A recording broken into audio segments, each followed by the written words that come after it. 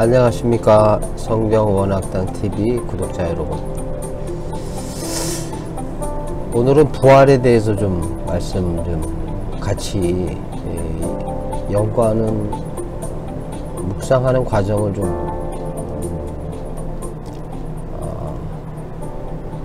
보여드리려고 영상을 제작을 해봅니다.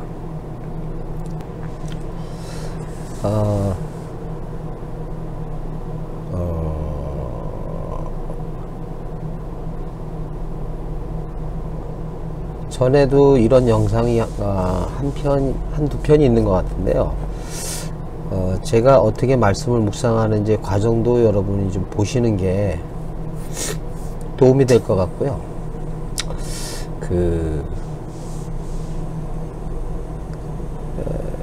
옛날에 별밤이라고 아시잖아요. 이문세 씨가 진행했던 별밤. 뭐 세상 프로그램, 세상 방송은 원고가 있고 듣는 청취자들을 편안하게 해주기 위해서 이렇게 잘 준비되어 있지만, 저도 제가 그냥 살아가는 모습을 보여드리는 것도 도움이 될 것 같고, 또 제가 한동안은 세상에 살아가는 살면서 사시는 분들의 마음을 이해하지 못하고, 이해는 했죠. 저도 살았으니까. 근데 이제 말씀에 이제 몰입하다 보니까, 또 제 직업이 밤에 야간 근무를 하는 입장이다 보니까, 뭐 낮에는 잠자고 남는 시간은 성경 보고, 또 제가 이미 알고 있는 말씀에 대해서 또 궁금하기도 하고, 더 깊게 알고 싶은 마음이 있고, 또 하나님 말씀을 사랑하시는 분들이 삶을 살아가면서 겪게 되는, 육신을 갖고 있으면서 겪게 되는 여러 질병, 또 건강, 뭐 자녀 문제, 또 결혼하지 않은 분은 뭐 기타 등등 문제들을 하나님을 믿는 사람의 입장에서는 성경적으로 생각을 많이 하더라고요. 그러다 보니까 성경 속에서 그 답을 찾으려고 하다 보니까, 성경을 하나의 이스라엘 사람들이, 유대인들이 율법 생활을 했지 않습니까? 모든 삶의 모든 작은 일에서부터 유대교, 그러니까 이스라엘 안에서는 다 율법적으로 삶을 살잖아요.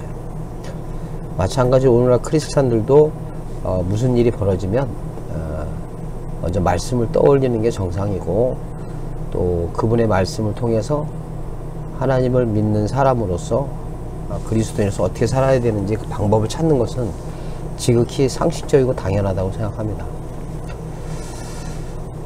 그러다 보니까 뭔가 정리돼서 이렇게 이 영상을 제작해야 된다고 하는 부담감이 있었는데, 그런 것 없이 우리가 매일매일 만나는 방송처럼, 제가 좀 준비가 덜 돼 있기도 하지만 한번 이런 영상도 필요하겠다 싶어서 제가 어떻게 공부해 가는지도 여러분이 보시는 것도 유익이 될 것 같아서, 시간이 얼마나 걸릴지는 모르겠는데 짧게 되도록이면 짧게 제 과정을 좀 말씀드리고 싶습니다. 전에 영상에서 말씀드린 것처럼 제 안에서 제가 보는 겁니다.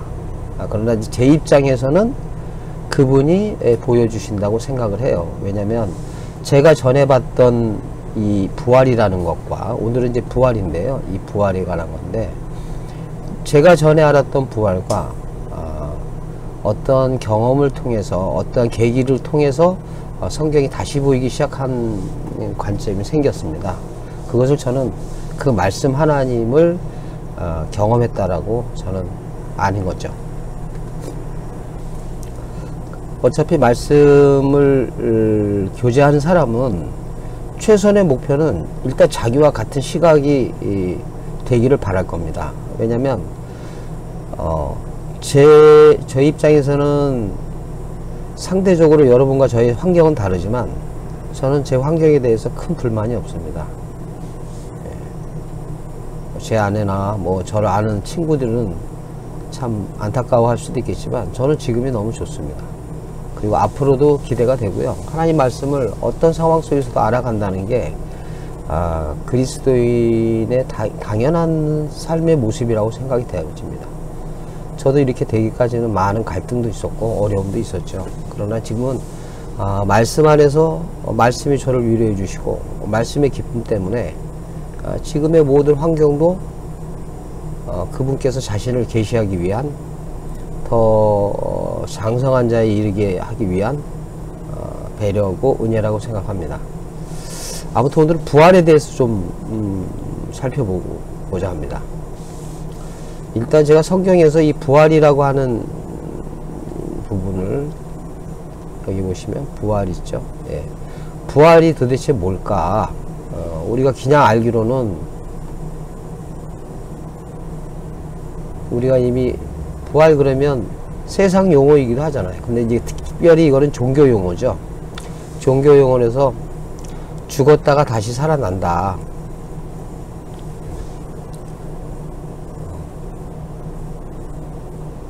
죽음이 있은 다음에 다시 사는 것, 다시 살아나는 것을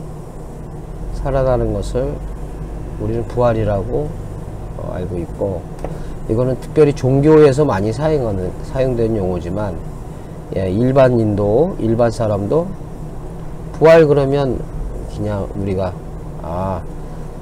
죽었는데 다시 살았다. 그래서 종교적 용어로 저 사람이 다시 살았네. 근데 그 종교 용어로 하면 부활. 이 정도는 이제 여러분이 다 알고 있는 겁니다. 먼저 성경에서 부활을 찾아봤더니요. 보시면 아시겠지만 여기에 검색 결과 49절 있더라고요. 그래서 지금 여기 있는 내용들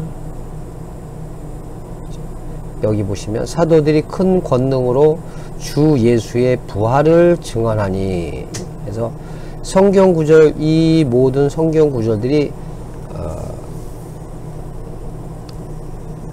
성경에 나와 있는 부활입니다. 제가 먼저 하나 참고하셔야 될 것은, 지금 이 부활이라고 하는 요것은 한글로 찾은 겁니다. 한글. 요거는 한글 번역, 한글 단어로 찾은 거죠.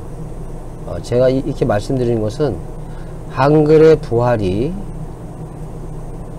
번역한 신약은 헬라어지 않습니까? 헬라어. 또 구약은 히브리어. 부활과 이 헬라어나 히브리어가 같은 단어인지를 확인은 하지 않았습니다. 다만 번역하시는 분들이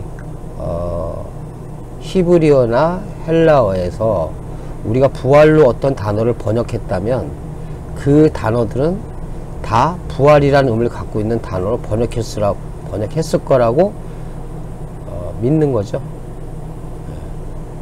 그 정도는 했겠다 라고 믿는 거죠. 근데 제가 살펴보니까 부활이라고 다른 용어도 부활이라고 한 용어가 있다는 것을 알게 됐지만, 오늘은 그런 것을 찾는 것보다 일단 오늘은 부활에 대해서 좀 성경이 말하는 부활은 어떤 의미일까를 한번 찾아보는 과정을 여러분들한테 한번 보여드리고 싶어서 이 영상을 제작했습니다.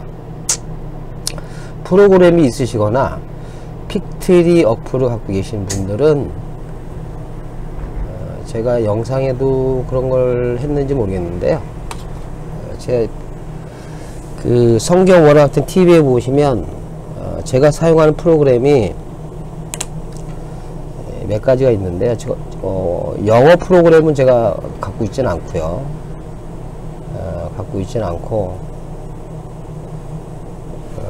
일단은 첫 번째로는 디럭스 바이블 인터내셔널 버전, 인터내셔널 버전을 갖고 있고, 또 하나는 바이블렉스가 있고요. 세 번째는 어플인데요. 어플로는 픽트리, 뉴 픽트리죠. 옛날에 픽트리 있다면 이제 바뀌었을 겁니다. 뉴 픽트리, 성경. 네 번째는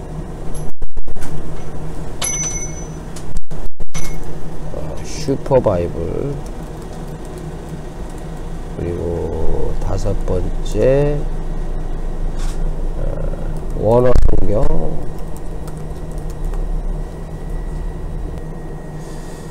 그리고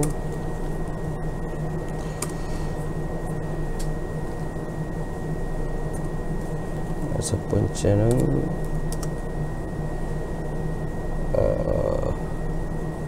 이거는 저 여호와 증인 성경입니다. 여호와 증인 성경.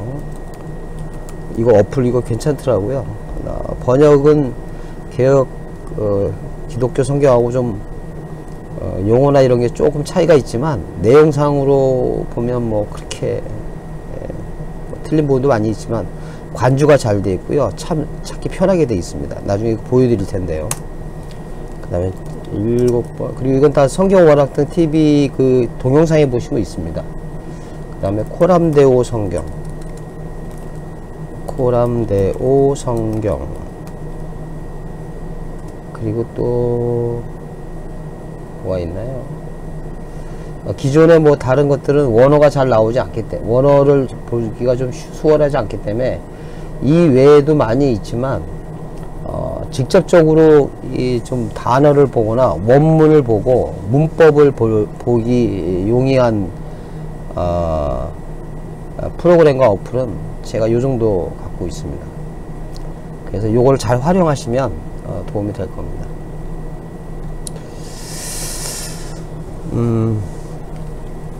일단 성경을 한번 볼게요. 제가 그것을 프로그램으로 검색을 해서 이렇게 워드로 옮겨 놨습니다. 워드로 쭉 그 성구로 옮겨 놨어요. 그래서 여기 보시면 한 구절씩 한번 읽어 볼게요. 부활이 없다 하는 사두개인들이 그날 예수께 물어 이르되 할 때 이 부활 그런즉 그들이 다 그를 취하였으니 부활 때에 7 중에 누구의 아내가 되리이까? 이 내용은 아시는 분들이 있을 거예요. 그죠? 형이 있었는데 형이 아들을 낳지 못해서 형이 죽고 그 형수를 두 번째, 셋째, 넷째, 다섯째여서 7 형제 중에 다 세상의 얘기로는 형수를 다 아내로 맞이했다. 그랬을 때 이제 사두개인이 여기 보시면 부활이 없다라고 하는 사두개인이 예수님한테 부활은 어처구니가 없는 것이다. 뭐 이런 식으로 질문하기 위해서 이제 부활 얘기를 한 거죠. 그때 주님께서 부활 때는 장가도 아니가고 시집도 아니가고 하늘에 있는 천사들과 같다. 여러분들이 이런 거 하나 볼 때 우리가 지금 부활을 보고 있지만 이렇게 보실 때 생각이 들지 않습니까? 천사가 남자입니까? 여자입니까? 이거는 뭐 굳이 얘기하자면 중성이잖아요. 중성. 성이 없는 거잖아요. 뭐 영이라고 보시는 분이 있으니까 천사를 사람으로 보시는 분이 어떤 의미적으로 사람으로 보는 분도 있지만 그냥 천사를 하나님의 영을 뭐 그렇게 보시는 분, 영적인 존재로 보면 영이니까 남자 여자라고 볼 수 없겠죠. 이건 인간의 육체의 성이니까요. 그렇죠? 이런 데서도 여러분이 좀 깨달음이 오실 것 같은데 말씀 안에서는 남자 여자 이게 그의 개념은 씨를 가졌냐 씨를 받아야 되냐 진리인 신분이 안에 계시냐 진리인 분을 받아야 되느냐 이런 문제인 거로 여러분이 금방 이해하실 수 있을 거예요. 그렇게 해서 여러분이 되셨으면 좋겠습니다. 그리고 이제 여기 보시면 죽은 자의 부활을 논하시는데 이 전제는 벌써 죽은 자가 부활한다는 것을 벌써 전제를 하고 있지 않습니까? 성경은. 근데 이제 부활이 뭐냐의 문제죠. 성경에서 부활을 썼다는 것은 벌써 여기 주님께서도 얘기하셨지만 여기 부활 때는 이렇게 얘기했으니까 주님이 얘기하신 거니까 부활이 있는 거죠. 근데 문제는 이 부활이 어떤 부활이냐의 문제입니다. 우리가 상식적으로 알고 있는 죽었다가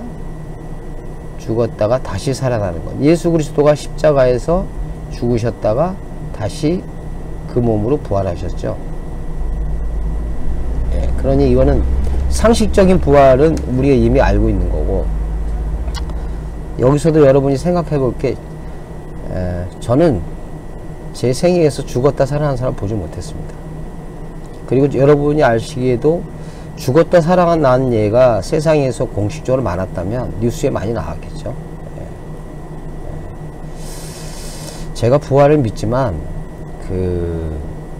지금까지 성경에 기록돼서 죽었다가 살아난 사람들이 있죠.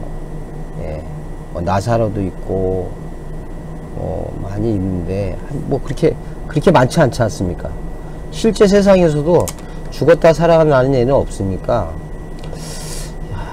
이게 여기서 이런 말을 드리기가 조금 애매하긴 하지만 그래도 말을 하겠습니다. 우리가 죽어보지 않고 부활되지 않고 부활에 대해서, 부활 이후에 대해서 성경에 나온 것 외에 이러쿵저러쿵 얘기한다는 것이 참 사실 의미가 없지 않습니까? 왜냐하면 우리가 정말 부활한다면 부활한 후에 우리가 경험하게 될 거기 때문에, 지금 이 세상에서의 부활을 논하는 것은 사실상 큰 의미가 없다라고 볼 수 있을 거예요. 이 세상에서 여러분들이 지금 고민하고 계신 거는 이 세상을 그리스도인이고 거듭났는데도 불구하고 이 세상 삶에서 여러분이 영향을 받고 그 고통 속에 있다는 거 아니겠습니까? 그리고 이 세상을 하나님을 믿는 사람, 또 예수 그리스도가 안을 모시고 성령이 임한 자들이 어떻게 살아내는 것에 대해서 갈등이 있기 때문에 여러분이 문제가 되는 거지, 부활에 대해서 얘기를 하고 우리가 죽은 이후에 다시 부활한 것에 대해서 얘기가 이 살아서의 위로는 될 수 있을지언정, 살아나가는데 실제적으로 성경에 많은 얘기들이 부활에 관한 얘기를 많이 하고 있지 않고, 살았을 때에 너희들이 어떻게 나를 이해하고 깨달았느냐, 또는 나를 왜 안 믿느냐, 또는 이 신약의 얘기들을 보면 하나님을 믿는 자로서 왜 그렇게 사느냐, 왜 그렇게 행동하느냐, 또는 이제 교회 안에서도 너희들이 왜 이렇게 나를 오해하고 있느냐, 왜 그런 행동을 하느냐, 왜 그런 말을 하느냐, 이 얘기 아니겠습니까? 일단 부활에 대해서 좀 얘기하고자 하는 것은, 아무튼 부활이 중요하니까요. 왜냐면 이 내용을 좀 보다 보면 나올 것 같아요. 한번 더 볼게요. 예수의 부활 후에 그들이 무덤에 나와서 거룩한 성에 들어 많은 사람에게 보이니라. 자, 여기 또 이제 이런 말씀들이 나오네요. 자, 같은 얘기들이 이렇게 나오고 있고요. 그리하면 그들이 갚을 것이 없으므로 내게 복이 되리니 이는 의인들의 부활시. 자, 여기도 퀘스천, 의인들의 부활. 그러니까 이런 것들을 우리가 부활을 요 부활을 지금 이렇게 보고 있지만, 의인들의 부활이라는 것도 머릿속에 한번 생각을 해 보시는 겁니다. 부활이 없다고 주장하는 사두개인, 이스라엘 사람이잖아요. 재밌는 것은 뭐냐면 사두개인도 하나님을 믿고 있다는 거죠. 근데 부활이 없다고 생각하고 있다는 거죠. 자, 여기 보시면 또 저 세상과 및 죽은 자 가운데서 부활함을 얻기에 합당히 여김을 받은 자들은 장가가고 시집가는 일이 없으며, 여기서 우리가 죽음 이후에 대한 얘기로 이거 본다면, 우리가 죽은 이후에 장가가고 시집가는 일이 없다, 이런 얘기죠. 이거 전에 제가 영상을 올린 것 같은데, 참 이런 얘기 하려면 참 끝이 없는데, 우리가 올라가면 아버지도 계시고 어머니도 계시고 예수 믿는 분들은 있다고 이렇게 돼 있고, 또 내 와이프도 있고, 뭐 내가 사랑했던, 결혼하지 못했지만 이런 사람 다 있을 거 아닙니까? 참 그렇게 생각하면 이게 좀 성경이 성경답지 않아지는 것 같아요. 여러분들이 좀 느낌을 좀 가지셨으면 좋겠어요. 이거는 좀 언급하고 싶진 않고요. 나중에 어떤 일이 있게 되면 한번 언급해 보겠습니다. 선한 일을 행한 자는 생명의 부활로, 이 부활이 있다는 거잖아요. 여기 보시면 선한 일을 행한 자는 생명의 부활, 악한 일을 행한 자는 심판의 부활. 성경적인 부활을 말하기 전에 이 성경 구절로 본다면 심판의 부활이 있고 생명의 부활이 있다고 하니 다 부활한다는 거죠. 이거는 성경을 보신 분들은 다 이해할 겁니다. 아무튼 죽은 자는 다 부활한다는. 그래서 부활한다 안 한다 갖고는 의미가 없죠. 성경은 이미 다 부활한다고 얘기를 하고 있으니까요. 이게 어떤 의미의 부활인지는 나중 문제고, 성경은 이미 선언하고 있다는 거죠.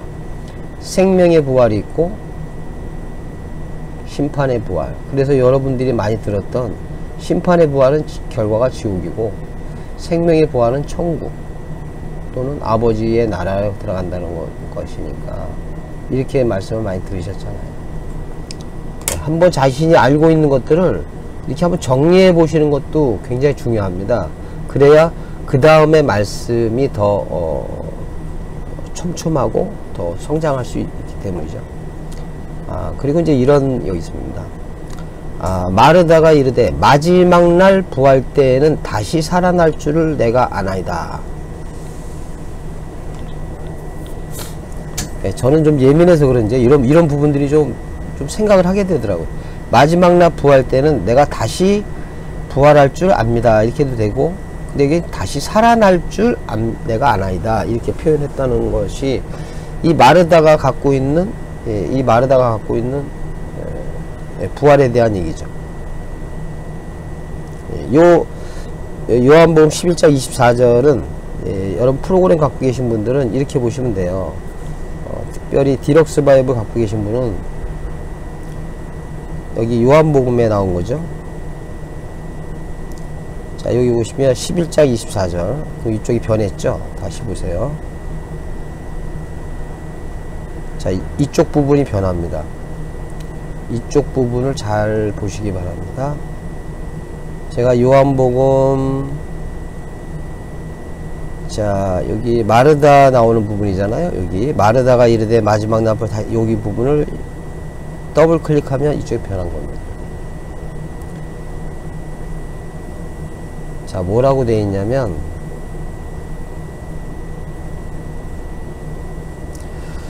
예수께서 이르시되 내 오라비가 다시 살아나리라. 여기 다시 살아나리라, 다시 살아날 줄. 이제 이런 걸 원어로 볼 때 이렇게 보시면 되는 거죠. 다시 아니스테미, 그 다음에 여기도요, 마르다가 말할 때 예수께서 말하셨을 때 다시 살아났습니다. 아니스테미. 마르다가 이르되 마지막 날은 다시 살아날, 이 부분도 보면 마르다도 여기죠. 그 마르다가 아니스테미, 미래에 다시 산다, 이렇게 돼 있죠. 여기도 예수께서 니 아델포스, 우리 이제 이게 형제지만 내용적으로 볼 때 여자의 오빠니까 오라비라고 돼 있죠. 아니스테미, 여기도 미래, 여기 미래, 여기도 미래.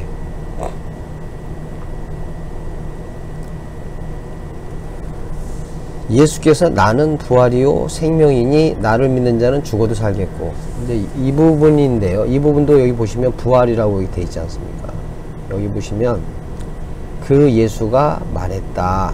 나는, 여기 문장을 보시면 이렇게 보시는 거죠. 여기를 끊고 콤마 있는 부분을 끊고요. 접속사 끊고요. 그 다음에 전치사 묻고요. 접속사 끊고 이렇게 문장을 짤막하게 해석을 하고요. 해석을 하고, 여기도 해석하고, 여기도 이 단어적으로 해석하고 있는 겁니다. 등이 접속사니까. 그리고 여기도 칸이라는 것을 한번 볼까요? 칸이라는 것은 어떤 의미인지. 밑에가 변했죠. 그리고 만일, 그리고, 그렇죠? 그리고 또한 비록 뭐뭐일지라도, 이렇게 돼 있죠. 그리고도 뭐뭐하고도 살겠다, 이렇게 돼 있네요. 죽어도 죽는다고 해도 가정법, 과거 능동태, 미래에 산다 이렇게 얘기를 하신 거죠. 그래서 문장 전체를 다 보시려고 그러면 어려우니까 이렇게 해석하는 요령은 이렇게 콤마 있는 부분들, 문장은 짧은 문장들이 이어서 문장이 된 거니까 여기서부터 여기까지 콤마, 요 콤마, 그 다음에 요 접속사를 중심으로, 그 다음에 요 문장 부호가 끝났죠. 여기 끝난 거.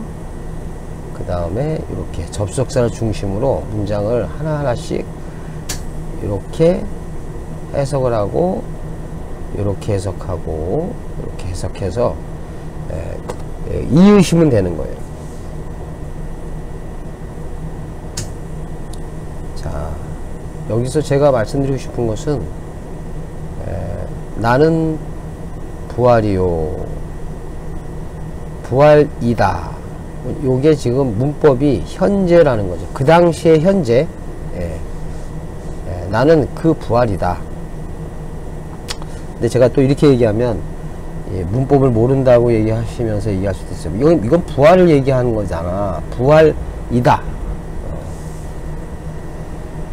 근데 그래서 이 사실은 제가 성경 원어학당 이거를 해서 여러분들에게 쉽게 할 수 있도록 그 기초가 되는 부분을 도우려고 이 채널을 만들긴 했는데, 저도 계속 이 말씀을 보고 원어를 보고 해석하면 할수록 문법의 한계를 많이 느낍니다.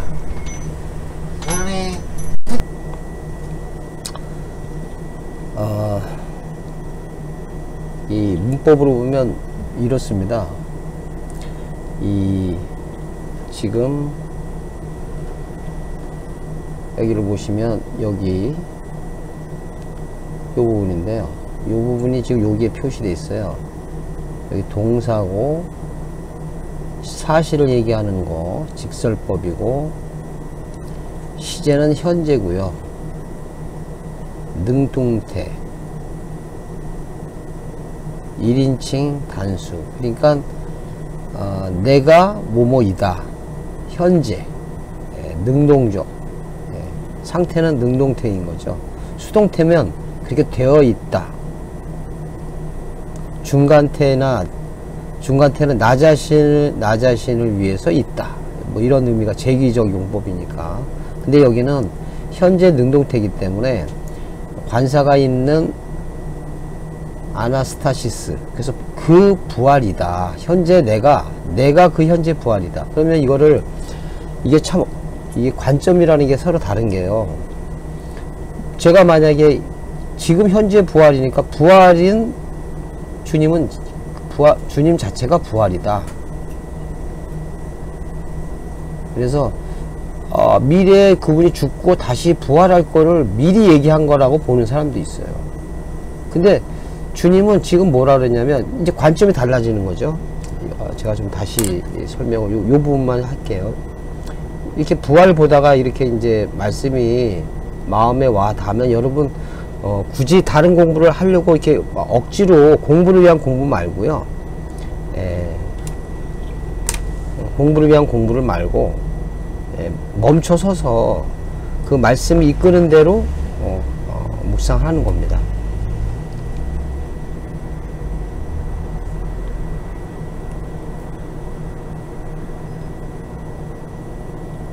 자, 여기 보시면,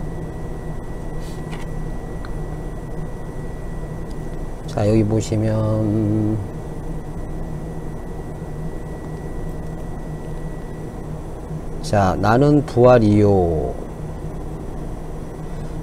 나는 부활이요. 요거죠. 요게 현재라는 거죠. 현재. 그러니까 그리고 나는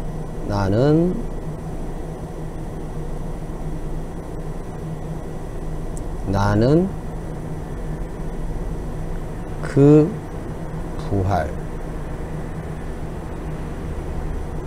부활이다. 현재랍니다. 현재. 나는 그 부활, 미래에 그럴 것이다. 이게 아니고 나는 현재 부활이라는 거죠. 그러니까 이게 이렇게 얘기하면 제가 이 말씀을 또 이상하게 한다고 얘기하실 것 같아요. 근데 이게 다 관점의 차이입니다. 뭐냐면 부활은 그분이라는 얘기를 여기서 하고 싶으신 거라고 저는 보여집니다. 저는 그렇게 느낍니다. 그리고 왜 그게 아니 아직 주님이 십자가에 달리지도 않으셨고 그 다음에 부활도 안 하셨는데 왜 나는 부활이다 그러느냐. 그러니까 미래에 있을 일을 미리 얘기하신 거라는 관점으로 보면 이해하셨나요? 자, 관점이 첫 번째가 아직 이때는 주님이 십자가에 달리지 않았기 때문에 아닌데도 이렇게 현재 부활이다로 얘기하는 것은 내가 이런 부활 전체적인 일을 하실 분이다라는 것을 얘기한다는 거죠. 예. 첫 번째 관점은 그러니까 부활이 어떻다, 내가 부활 나중에 한다, 알 것이다, 그거를 지금 현재 얘기했다라고 볼 수도 있는 거죠. 관점이 그러면 그렇게 보이지 않겠습니까? 근데 저는 그렇게 생각하지 않고요. 저는 부활은 나다 이 말이죠. 그 부활은 현재 나다라는 겁니다. 자, 제가 써볼게요. 그 부활은 현재 나다. 제가 왜 제 안에 말씀 하나님이 계시다고 제가 알게 됐냐면요, 이렇게 보여지면서 느낀 떠오른 구절이 이 구절이었어요. 그 구절을 찾아보겠습니다.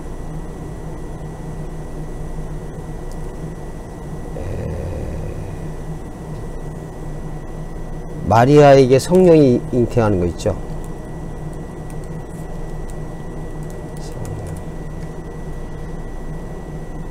자, 여기 보면 성령으로 잉태된 거 나타났더니 이렇게 돼 있죠. 그리고 자, 여기에 그런 용어가 나옵니다.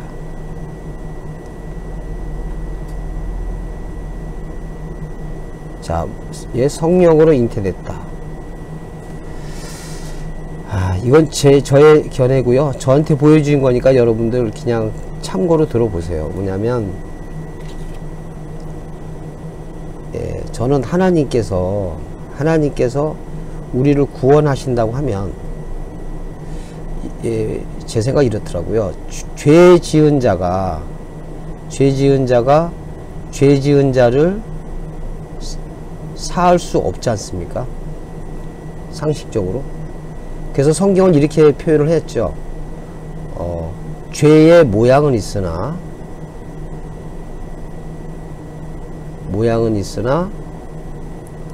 죄는 없다. 참 좋게 얘기하면 참 맞는 말이시고요. 나쁘게 얘기하면 말장난하는 것 같고요. 아니다라는 얘기를 하고 있고. 그리고 또 성경이니까 우리가 또 그렇게 얘기해요. 성결의 영으로서는 하나님으로부터, 그 다음에 육신으로는 다윗의 자손인가 뭐 그 있잖아요. 그래서 우리가 처음부터 에덴에서의 그 선악 나무로부터 먹은 열매를 먹고 우리가 죄인이 되었다고 하니까, 죄를 범했으니까, 범죄를 했으니까 죄인이겠죠. 범죄를 했으니까. 그래서 이 죄인이기 때문에 이 후손들은 그 겉모습은 다 죄의 모양인 거죠. 그러나 죄는 없다. 왜냐하면 마리아에게 잉태된 마리아의 태로 들어간 것은 죄의 모양이잖아요. 그러나 이 씨는 성령이잖아요. 그러니까 죄의 모양은 겉으로 입었지만 성령의 말씀은 씨이기 때문에 이 씨는 죄가 없다는 거죠. 죄가 없다는 것은 선악 나무로부터 먹지 않았다라는 얘기가 되잖아요. 창세기까지 연관시키면. 제가 왜 부활은 현재 나다라고 생각했냐면 바로 이런 부분입니다. 이 마리아에게 성령이 임했다고 하는 것은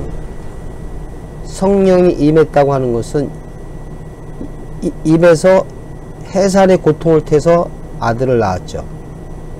저는 여기서 이게 부활이라고 보는 겁니다. 모든 남자는 죽은 자잖아요. 죽은 자. 말씀 안에서 끊어진 자잖아요. 왜냐하면 그 선악 나무로부터 하나님의 진리에서 벗어났다. 이거를 죄라고 그러지 않습니까? 죄. 하마르티아. 관역에서 벗어났다. 그래서 진리에서 어긋났다. 그래서 하나님의 말씀을 선악을 알게 하는 나무로부터 먹게 돼서 범죄했고, 그래서 그 범죄한 것으로 인해서 하나님의 뜻에서 벗어났고, 그래서 죽은 자의 모습으로 계속 아담의 후손들이 계속 이어져서 마리아에게까지 온 거죠. 약속 때문에. 그 마리아에게 성령의 씨가 잉태돼서 이 안에서 애로 자라다가 나중에 아들을 낳았잖아요.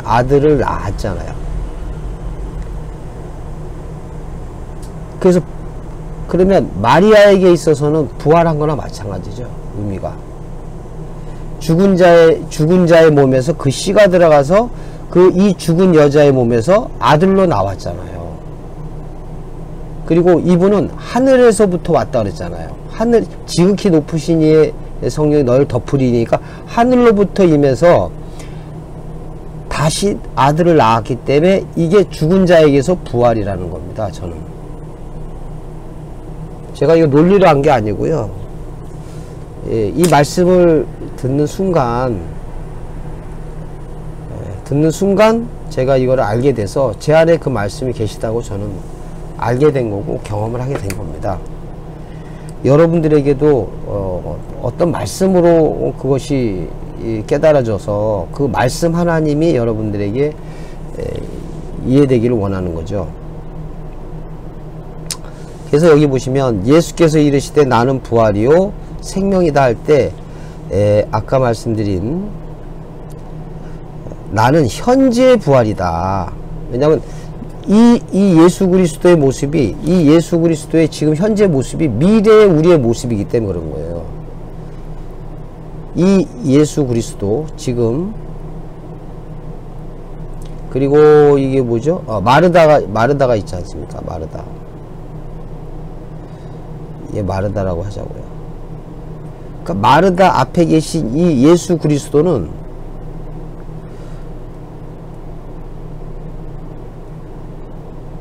마리아라고 하는 이 죄의 몸을 가지고 있고 잘못된 말씀, 벗어난 말씀을 가지고 있는 이 여자의 몸에 하나님의 씨, 하늘로부터 내려온 그 씨가 들어가서 여기서 나왔다는 거죠. 죽은 자에게서 로부터 나왔잖아요. 이 예수 그리스도가. 그래서 이거를 호로고스 사르스, 말씀 육신이지 않습니까? 말씀 육신. 이분 자체가 부활인 거예요. 안 그렇습니까? 이분이 예수가 그리스도시고 하나님의 아들이라는 것을 지금 성경을 보는 사람은 머리로 아는 거잖아요. 그 당시에 있는 사람은 이 예수 그리스도가 십자가에서 달려서 죽고 그 몸으로 부활돼야, 살아나야 부활이라고 말을 하지만 이분 자체를 우리는 성경에서 이미 이분이 어떻게 탄생되었다고 아는 이 자체, 이 과정이 바로 부활이라는 겁니다. 사실 제가 논리적으로 조금 더 심하게 얘기하면 이렇게 깨달았다고 하면 여러분의 그 몰랐던 그 생각에서, 몰랐던 생각이 하나님 보시기에 이렇게 누워있고 죽어있던 거라면 다시 그 말씀이 일어선 거예요. 그래서 이거를 그래서 아나히스템이라고 하는 겁니다. 아나히스템이. 이제 제가 왜 이 단어를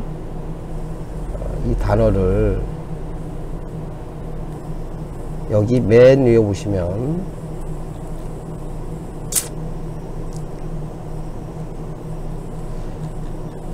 여기에 지금 아나히스템이 그래서 405에서 다시 일어서기, 그래서 아니스템이 304-2476, 303은 아나.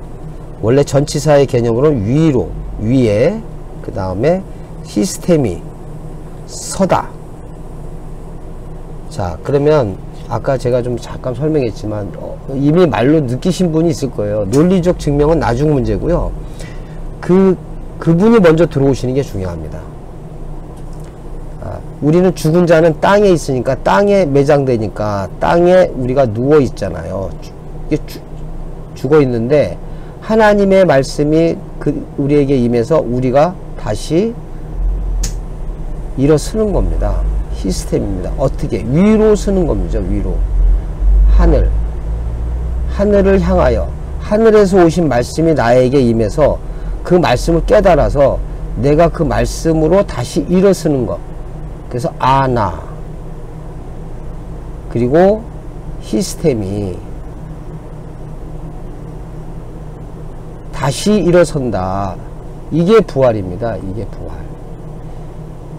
이 의미를 내용으로 우리가 알지를 못하기 때문에 먼저 보여주신 예표가 진짜 사람이 죽었다가 땅속에 묻혔다가 다시 일어서는 겁니다. 다시 살아나는 겁니다. 이것을 알아야 아까 아나 시스테미가 이해가 되는 거죠. 시스테미가 이해가 되는 겁니다. 위로 일어섰다. 진리를 깨달았다. 전의 생각이 해석돼서 나에게 영향력을 끼치지 못하고, 그게 죽은 거지 않습니까? 그래서 이제는 다시 올바로 깨달아서 다른 것에 대해서, 이미 지나간 것에 대해서 분명히 분별함으로 깨달아서 내 안에 선악의 나무와 생명의 나무가 하나로 있다. 그런 상태를 부활했다. 그리고 그걸 안식이다. 이렇게 좀 더 심하게 제가 좀 과장을 해보면, 사실 과장은 아닌데요. 저한테 그렇게 느껴지는데, 그게 부활인 겁니다. 예, 제가 뭐 한 번에 다 말을 해버린 것 같네요. 참, 이렇게 하다 보면 뭐 1시간 아니라 2시간도 뭐 충분히 더 가고, 지금 이것도 설명을 잘 못했는데, 일단 부활에 대해서 첫 번째 영상이라고 좀 생각을 해 주시고요. 너무 길면 집중력도 떨어지시니까, 아까 이 부분들, 이렇게 부활이라고 찾아서, 이렇게 부활이라는 이 성경 구절을 이렇게 쭉 보시다가, 한 부분이라도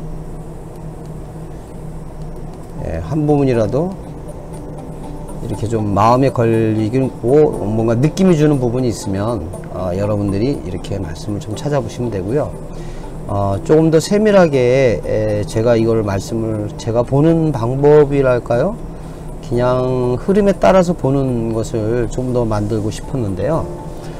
부활 1편에 대해서는 이 정도 제가 뭐 어떤 각본이나 이런 거 없이 진행한 거라, 2편에서는 조금 더 준비를 한 상태에서 얘기해 보도록 할게요. 아무튼 하루하루에 한 번이라도 우리가 하루에 3끼의 양식을 먹듯이, 우리는 어차피 그분의 말씀으로 지어진 족이기 때문에 말씀이 우리를 키우는 것이고요. 말씀이 우리의 삶의 양식이기 때문에 여러분들도 하루에 말씀을 보는데, 제가 보는 어떤 방법이랄까요? 그것을 한번 말씀을 드렸습니다. 저는 새벽 시간이라 또 다음 날을 이미 맞이했지만, 여러분들은 창세기에 말씀하시는 그 날들을 통과하셔서 안식에 이르기를 바랍니다. 성경원학당 TV 좀 도움이 됐으면 좋겠고요. 들어주셔서 감사합니다.